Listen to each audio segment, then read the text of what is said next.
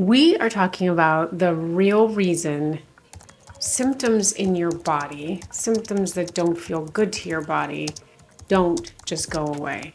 I also want to touch on why you shouldn't ignore symptoms and what your symptoms are really trying to tell you and why oftentimes they don't go away. Most of us are taught at a very young age that when we have a symptom, we find a quick fix. So whether that's Aleve for a headache, or Pepto-Bismol because we have a tummy upset, or Pepsid because we might have heartburn, an antibiotic for a virus, which we all know doesn't work. And what I want to talk about today are symptoms that our body presents, and we need not a quick fix, but a very thoughtful approach to how we might heal our body through actions that we can take. What we don't talk about is that symptoms are not random. You don't just get a headache. Your body doesn't just ache. You don't just feel tired for no reason. You don't just have indigestion. These are all symptoms and a myriad of others that actually are whispers or signs very early on that something in our body needs attention. It's a cry from our body to say, this isn't the way it should be. And if you tweak it a little bit, I can function so much better. So what I want to really dive into and what I will talk about, so please listen through to the end of the video, are things that you can use, signs that you can use that will actually help you as you navigate this journey of healing versus a quick fix, more of a Band-Aid approach. When we skip over the step of really getting curious and inquisitive with our body and we jump to a quick fix, we just cover up the symptom.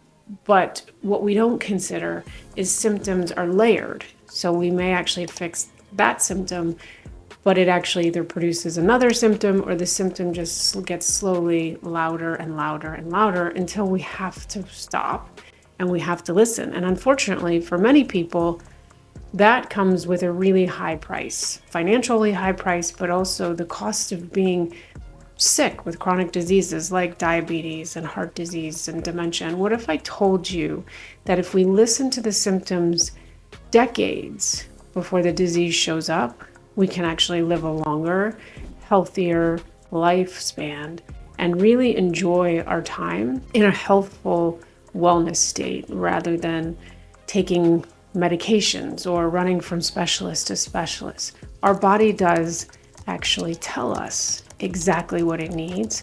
We just have to listen. I'm going to help you understand what your symptoms are actually telling you and what you need to do to actually address some of those symptoms and get to root healing.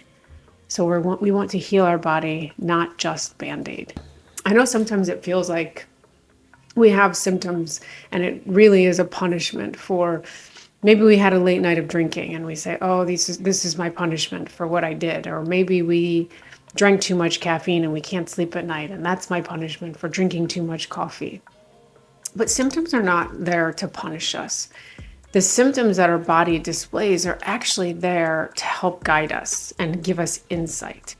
And when I see new clients or my own child or my own children or myself, I have three very important questions that I always dial into. The first is, how long have the symptoms been present? How long have you been struggling with sleepless nights? How long have you been waking up at 2 a.m.? How long have you had the migraine that just will not go away or shows up at the same time on a very cyclical schedule? Or how long have you been dealing with indigestion and you just pop a pill to make it go away? So let's talk about how long these symptoms have been present in your body.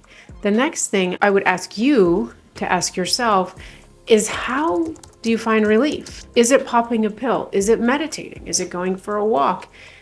Is it taking deep breaths? Is it taking a prescription medication? Is it going to the ER? When your symptoms show up, what helps you get relief? In addition to that, is there a trigger for the symptom? Is it connected to an action that you took? Is it connected to maybe food that you ate? Is it connected to stress that you may be feeling? What happened immediately preceding the symptom? That is our biggest clue. How are you feeling a moment before, a day before, an hour before? And are you noticing a pattern? Every time I do X, Y shows up. Or when I don't do Y, I get a better outcome. So we want to start connecting our activities, whether it's food, drink, stress, sleep, exercise, whatever the activity is, with whatever the symptom is. So I want to talk about some very common symptoms that I hear day in and day out. The most common, I'm always tired. I don't feel like I have the same amount of energy I had 10 years ago, 5 years ago, last year. I just feel so tired.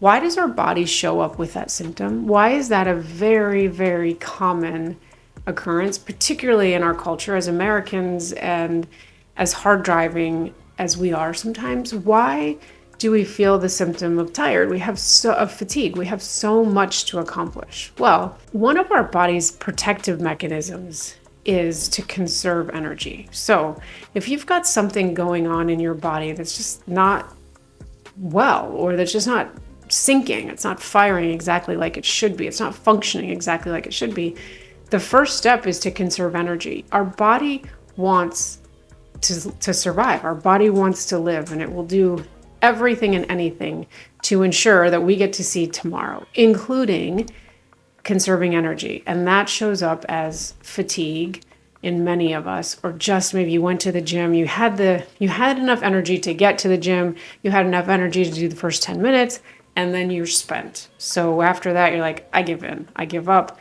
I can't do this anymore. Fatigue is it is the biggest complaint that I hear time and time and time again. What if you're bloated? So after every meal, you may feel like, oof, my belt is a little bit too tight, or I feel like maybe I'm a couple months pregnant and I did not look like this an hour ago. And you start to notice that it happens almost after every meal. Another really common complaint that we get is I feel anxious and I have zero reason to feel anxiety, or I feel sad and I don't have any reason to feel sad, but I feel sad and it's happening on a continuous basis. So what we do at Juve Wellness is we try to help you start to connect those symptoms with what's happening inside your body. And it is possible. We do a much deeper dive and we start to look at how your cells are functioning. The cells in your gut, the cells in your brain, the cells in your heart, your liver. How are they functioning and how is it being expressed in your body? Are you tired? Are you getting headaches? Do you have bloating? All of these can be traced back to a root cause, a driver, something that's just not functioning quite right. And with support, we can actually get you back online and feeling much, much, much better. We're not normalizing these symptoms. It's not normal to feel tired at 1 p.m. or to have to get caffeine at 2 p.m. because you need to take a nap. I'm not saying that siestas aren't actually lovely many afternoons, but you should be able to make it through a large part of your day and feel strong and feel good. We want you to be able to go to the gym and do the workout that you'd like to do to support your muscles and to support your bodies. Symptoms are there as whispers to say, I need to take a step back, or, oh, that didn't feel so good when you ate that muffin, or that didn't feel great the next day when you drank that wine. Symptoms are there to say, please don't do that again. And we have to start to follow the whispers and the symptoms to figure out, if we want to live our best life, how we can live our best life. So just a quick short story. When I was in my early 40s, I started to get migraines from nowhere. I was fine. I'd never had a migraine in my life. I was fine until one day I was like, I can't actually see, and things started to close in. I couldn't work. I couldn't focus. I couldn't eat. And it was a really odd experience. It was a one-off and I was like, okay, whatever. It was a headache. Let me take some Aleve and keep going. Well, the next month I got a very similar headache and it started to escalate. So every month it got a little bit worse. And I started to notice that it was absolutely related to my menstrual cycle. So I continued on this path and it monthly became a dreaded 3 or 4 days. So I got prescription medication. It was a nasal spray, and I don't actually remember the name of this nasal spray. I got relief from the headaches with the nasal spray, but what it created is these really odd sort of side effects that I really hated, and I hated the way they tasted, the way this medicine tasted. Because I would spray it in my nose and then I could taste it for like days. So I went to my doctor, and my doctor said, okay, well, our only other option is to give you birth control pills. And in the same visit, he said, and I need to tell you that your cholesterol is high, so you should start working out a little bit more. It was in that visit that my entire life changed. I remember thinking that day, my only option was to start taking birth control pills. I remember feeling, as I was leaving the doctor's office, more than a little hopeless, because it wasn't really my intention to start another prescription medication, and I definitely didn't want to start birth control. It also didn't make sense to me. He didn't really explain, like, how would birth control actually help my headaches? But I was like, okay, these headaches are so severe that I need help. Let me try it, although I was very skeptical. So I took the pill for 1 month. It didn't change anything. And in fact, I felt worse. Then if we go back and talk about the fact that he said, your cholesterol is high, you need to exercise more. What I left knowing was I exercised nearly every single day. My diet was relatively clean, although I could tighten it up. I always can tighten it up, but it was relatively clean, and something just wasn't adding up. So what I decided to do is start to keep my own journal. And what I started to notice is when I got the headaches the worst, it was the months or the weeks preceding the headache that I drank, probably more than I should, red wine. And that became the trigger for me. I knew if I drank wine, I would get really bad headaches. So I stopped drinking for about 10 months. And it was the clearest I've probably ever felt in my life, because I was clear-headed, but I also wasn't getting these headaches. And then oddly, I had a really traumatic life experience professionally, and the headaches came back. And I wasn't really drinking, so I had never gone back to red wine, but I was getting these headaches again. So what it caused for me was to pause and say, okay, now what is causing these headaches? And I was able to track it back to stress. And the most stressful times of this very, what I felt like, unstable and traumatic event, I started to get headaches again. Well, stress creates cortisol, which impacts our estrogen. And what I ultimately discovered was my headaches, whether it was triggered by red wine or stress, are triggered by high cortisol, and most importantly for me, estrogen dominance. All right, so now I want to expand on the insights. This is where so many people find themselves. You do what you're told, you take the birth control pill, you start exercising because your cholesterol is high, but you still have the headaches and your cholesterol is still high, regardless of the exercise that you did, maybe the statin or the pill that you took, but you're not really seeing results and you still don't feel well. That's where I come in. When you're not feeling good, your labs look fine, normal is not optimal, but your doctor tells you there's nothing more they can do. And you almost start to think, is this in my head? Like, am I creating this? But you can't get answers. You are disease-free, but you're still not well. And you know that wellness, feeling good, is possible. So what do you do when your symptoms are real, but your solutions that you're offered feel very incomplete? These are the 3 things that I advise immediately. We stabilize. I couldn't even begin to try to figure out what was causing my migraines in the middle of a migraine. I had to wait until I had relief. So we stabilize, even if that means with traditional medicine, a short-term medication, or a long-term medication.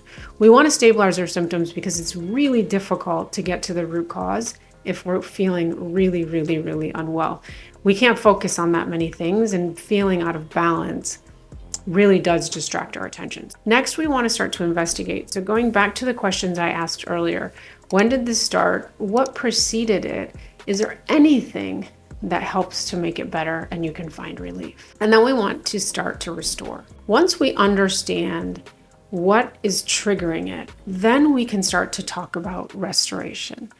And when we think about restoration, what I like to think about is pairing our symptoms with systems. Every system in our body, so we're talking our digestive system, our nervous system, we've got our cardiac system, we've got several systems within our body that are very closely tied with different symptoms. Let's start with a couple of examples. I want you to ask yourself these questions.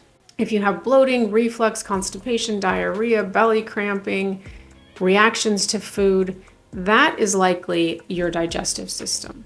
I do want to say one thing here. All of our systems are connected, so one system can impact the next system, but we have to find a place to start. If you've got something like anxiety, you're not sleeping, you are restless, you feel wired, but super tired, you have brain fog, that is all part of our nervous system. You've got extreme fatigue or even a little fatigue, you don't feel like you can do the tasks that you once could. Maybe you have weight changes, you're sensitive to certain things. That is likely a thyroid or an adrenal system. If you've got extreme mood swings, erectile dysfunction, irregular menstrual cycles, headaches, that is tied to our hormonal system. And all of these symptom clusters attribute or go back to very specific systems. And that is where we want to start our root cause investigation. So we would take your symptoms and we want to connect it to a system, and then we do a deep dive within that system to try to understand at a very, very, very low cellular level, like we're looking at every cell in your body. What nutrients might you need? What support might you need? What lifestyle changes might you need? And then we go from there. So each system starts to build on the next system, because I mentioned earlier that all of our systems are intertwined. We need one to affect the other, but we don't want one to negatively impact the other. We have years of chronic stress. We push through. We have this attitude of, I can take it, I can do it, if I can just pull a couple more all-nighters, if I can just read this article, if I can send that email, if I can produce this video, then I will have made it. And then you've got the next obstacle that you have to push through. We are caretakers, we're givers, we're high performers. We are skipping our sleep, which we now know is one of the most critical components of wellness. And last but certainly not least, our diets are not so great. And some of us drink more than we probably should, even though we don't feel so great drinking, but it feels better than feeling bad. And then we feel bad again. So it creates this vicious cycle. We've got stress, we've got sleeplessness, we've got poor diets, excessive drinking, lack of exercise. All of us are victims of this. I don't know of anyone who's got this all nailed all at the same time. But over time, this takes a toll on us. So what do you do next? Once you've identified your symptoms and your system, you need a provider. So you take this to a provider that understands it, not someone who is going to give you a Band-Aid approach to say, you've got this symptom, put a Band-Aid on it, here's a pill, now leave. And you come back and you say, well, that didn't work. What's next? And then it becomes a very vicious cycle. You want a physician or a provider who actually listens to your symptoms, connects it to systems, and can do a much deeper dive. We want a provider who is treating more than just numbers on a lab. We are all more than data points. We're all more than lab numbers. And all of our bodies are uniquely created and designed, and we need to approach it in that way. Not every body needs to be treated with the same treatment approach. Not everybody is going to respond to the same treatment approach. And we need to have that reverence and level of understanding for ourselves. Another question that you want to ask your provider is, could my hormones be involved? Could this be coming from my gut health? Could this be stemming from inflammation? Is this a nervous system problem? The only way to get to the root cause of that are very specific tests, and they're not traditional tests. Many providers don't run them. Many providers don't understand how to interpret them. So it's very important, if you want to get to the root of wellness and healing, that you actually study the root of the dysfunction and what's wrong. What I don't want you to do is ignore the symptoms, normalize the symptoms, assume that it's part of who you are, assume that it's part of getting older. That's not what we're signing up for. Yes, we are all aging, but that does not mean our bodies have to fall apart and fail us. If we attend to our bodies want to be healthy and continue to thrive. And I do just want to leave you with a couple nuggets that might be helpful. Supporting our body doesn't have to be glamorous, doesn't have to be wildly expensive. Something as simple as, I can't fall asleep at night, I'm having trouble winding down, my mind is really racing. Considering magnesium glycinate. But magnesium glycinate works wonders on relaxing our nervous system and our body in general, and giving our body exactly what it needs to rest. If you feel bloated or uncomfortable after meals, take a couple spoonfuls of slippery elm bark.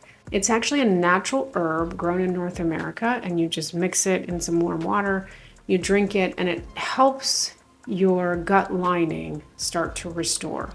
It actually helps feed good bacteria so that it can digest and process your food in a very healthy way. And it's soothing. It's very comforting and very supportive for your body. And last but not least, move your body. After a meal, go for a 5 or 10 minute walk. Walk the dog. It doesn't have to be anything extravagant, but move your body. Stay in movement. Our muscles need to be continuously activated. So keep moving. If you'd like, I can do a deeper dive or follow up on this video. We can talk about hormones. We can discuss things like sleep disruption, gut disorders. Leave a comment below. I'm happy to expand on anything and everything that interests you. If this resonated, or if you're dealing with symptoms that don't make sense to you, feel free to leave a comment below. Healing doesn't start with having all the answers. It starts with asking better questions.